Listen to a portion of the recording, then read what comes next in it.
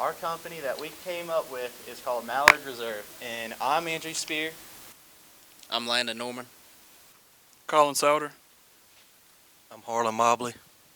I'm Aidan Cobb. And I'm Austin Shivers. So what we have here today is we're a small batch distillery located here in Georgia, and we want to focus on ingredients located in Georgia, like locally grown, so no one's questioning where the ingredients are coming from. And we're looking for that smooth taste, nothing that's going to make you have that face after you swallow something or anything. We just want that smooth flow going down. And we're offering a fifth. We're offering two sizes, a 12 ounce and a fifth. And the fifth is going for $24.99, and I believe the 12 ounce is going for $12.99, yes. And we're offering 4 different flavors. The classic for the people that really don't want that fruity flavor or anything like that. And the other 3 ingredients you can find throughout Georgia, such as pecans, peaches, and watermelon.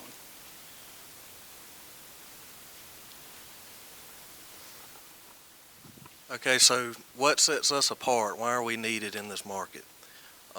Just to give you a few examples, so we do offer different sizes, like he already said.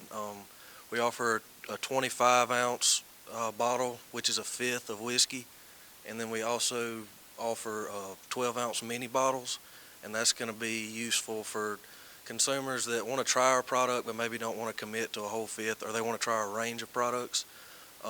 We also use fresh local ingredients, and we vet all of our producers and suppliers to make sure what they're doing fits within our mission.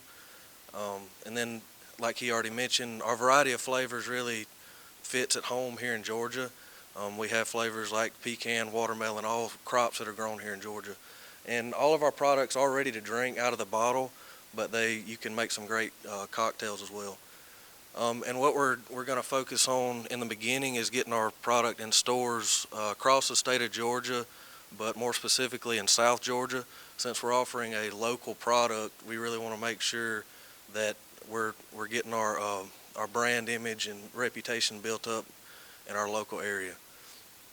And we're focused on kind of some younger drinkers, but anyone can enjoy.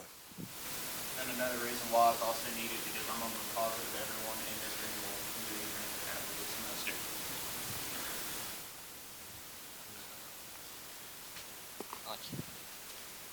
Alright, so first off, for 4Ps, we have our product. We utilize fresh local ingredients, offer 2 different sizes, which been said before, it's 25 ounces and 12 ounces, and we also offer a ready-to-drink version for anybody ready to go. Our price is 25 ounces for $24.99, or 12 ounces for $12.99. And our place right now is strictly retail product. However, we could move into restaurants eventually, given we build up over time. In our promotion, we have 54% of our responses through our forums say they see all their ads over social media. So we'd like to do Instagram, TikTok, Facebook, Twitter, anywhere that is more popular right now. And then for the current alcoholic beverage market is, if you look at the whiskey market especially, you see it's pretty wide and you can get a whole lot of different flavors, taste. You can have it smoky, classic, fruity. But really our biggest competitors right now are Crown Royal and Old Smoky, just because both of those 2 companies are strictly flavored. Like you can get vanilla, you can get all the other flavors. But our main target market right now is people drinking between the ages of 21 and 30. So 80% of our market right now is a lot of young drinkers. So we're catering a lot to them. And then most importantly, our ideal customer is someone who likes being outdoors, someone who likes fishing, hanging out with friends. And they also like something that's sweet and smooth to drink while they're hanging out with friends or they're doing their hobbies responsibly. But our customer base wants a beverage that is available in many stores because a lot of them complain that it just wasn't available or they didn't have the full product line on the shelves. And most importantly was 75% of our customer base wanted something that didn't use any artificial flavor. So they wanted something natural, something that was kind of homegrown and not overly processed.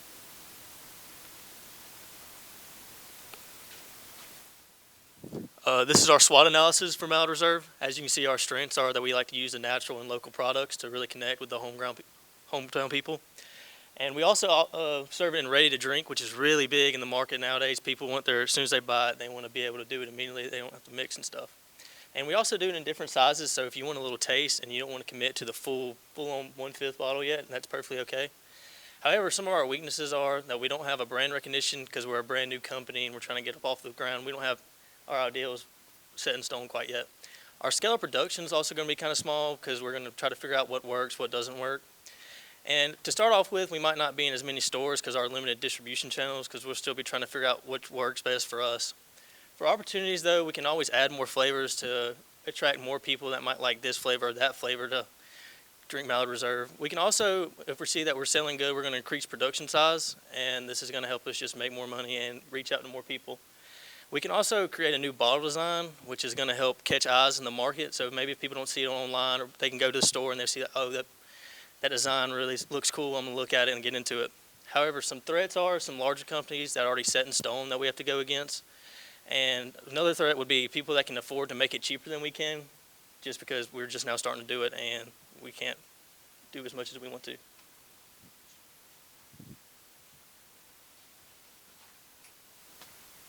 All right, for our goals and objectives, we would like to gain brand recognition against our younger audience. 21 to 30 is our ideal range. And then we would also like to acquire 2.5% in new customers when we first start. And then we'd like to get our product available in 650 liquor stores in the state of Georgia. And for our objectives, we'd like to start advertising on social media, such as Instagram and TikTok would be our main ones, since they're so popular right now among our age range. And then we'd also like to achieve 10,000 followers across both platforms so we can get our name out there some more. And then we'd like to also obtain 45,000 views over our first year of promoting on social media.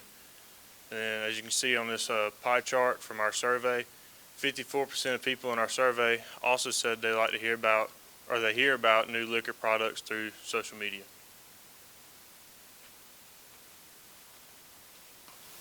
Right here's our marketing strategy. We're gonna, of course, we done set our prices for $24.99 for a fifth of liquor, and 47% of the people that took our survey said that they like to spend about $20 to $30, which our price fits perfect in there. It's like the happy medium in there, which I think will work really well, trying to get people on.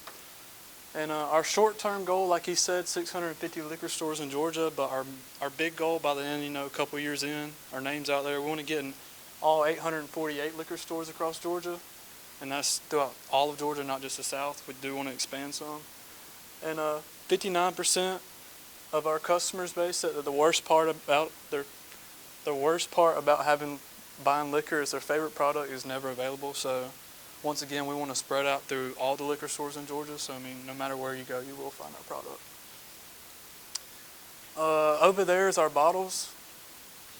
You can see with our logo on it. And we want to, I don't know if y'all have ever seen the Bush cans. You know how they do the collector items with like seasonal, they'll have a fish on them, they'll have a tackle box. So we want to have like a little collector can, so people that's into that stuff, they'll see our product and see the different cans of stuff. Maybe it'll influence them to buy it. And like they said, we want to be heavily on social media because I feel like that'd get our name out there more and stuff like that. And we want to partner with maybe your favorite athlete, country music singer, or something like that on social media. Try to get our name out there a little bit more.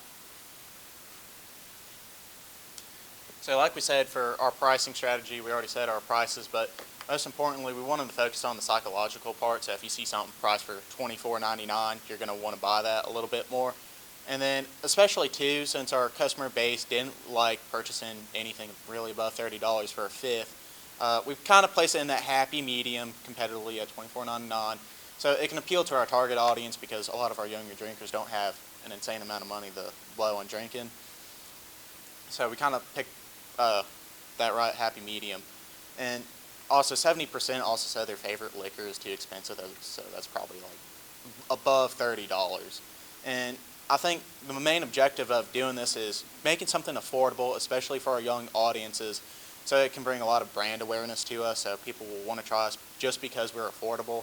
and then also just another on top of that just because it's taste. But affordability is a huge thing, especially for our target audience. And then it's also important because you're comparing it to a lot of other companies that might put it on the higher side because they have a large market share.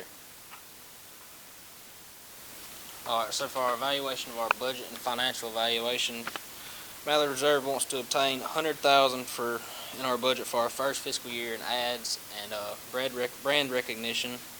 There's approximately 650,000 individuals of Georgia residents that are in our obtainable market, and a little over $1 billion industry for flavored alcohol in the United States. The pricing of our product makes our drink affordable and profitable in our company. So for our sales forecast is we broke it down to a worst, an average scenario, and a best case scenario. So we were pretty realistic with these numbers. So we had a target audience of about 650,000 individuals across the Southeast, and we took 1% of 650,000, which was 6,500 people. And of course, this is all based off selling a fifth, so at $24.99. If you took at least 1% or 6,500 people, and they all bought at $24.99 once a month for a year straight, it would get, or at least for the worst case scenario, it would come out to about $1.9 million in revenue per year. But that's gross revenue. That's not before you get to all the expenses and all the bookkeeping and whatnot. But we try and shoot for an average cost because our worst case scenario will be down in the dumps. So that's why we're going to focus a lot heavily on marketing, just so we can hit that average or that best case scenario. Of course, marketing expense, that budget can fluctuate, kind of just, you can change that.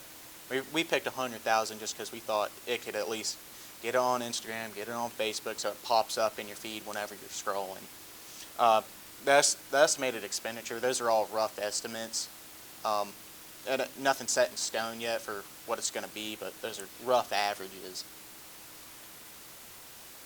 And then also for our key performance indicators, like we said, we're going to track marketing based off how many followers, how many views we get. And of course, all of that is over a fiscal year, so 365 days. But it can also be broken down, and let's say you want to measure how well you're doing over the course of 4 months. So we want to measure how many views we got, likes, whatever, and just overall growth of the product on social media. But the key indicator for us is going to be gross revenue and sales, because that will tell you how much people are actually buying your product versus just getting attention on Instagram. Of course, what we'll do is we'll take the actual numbers after 365 days and we'll compare them to what we expected to get. Any questions?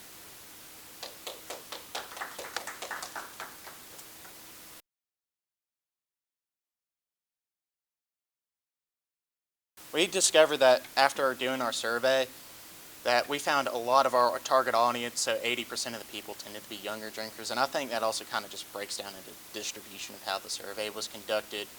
I mean, we're also all in college, so we don't know a whole lot of people in their 50s and 60s besides our parents. And I don't know how well that would go over talking about this with them. So, but we also discovered, plus almost all of us in this group drinks too, so we wanted something fruity, and besides just drinking Busch Light all the time, you want to mix it up so you don't get bored.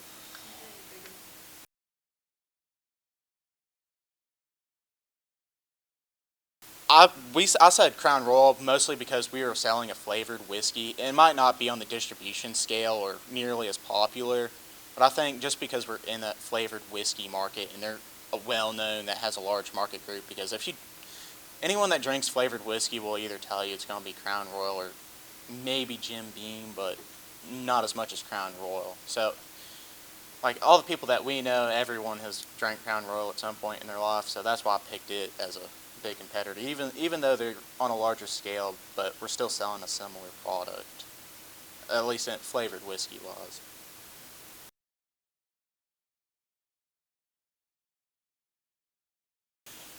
We plan to expand to like the whole Southeast, not just Georgia. We're starting in Georgia just because it's a lot smaller scale and we're a little bit more familiar with South Georgia and the whole little region.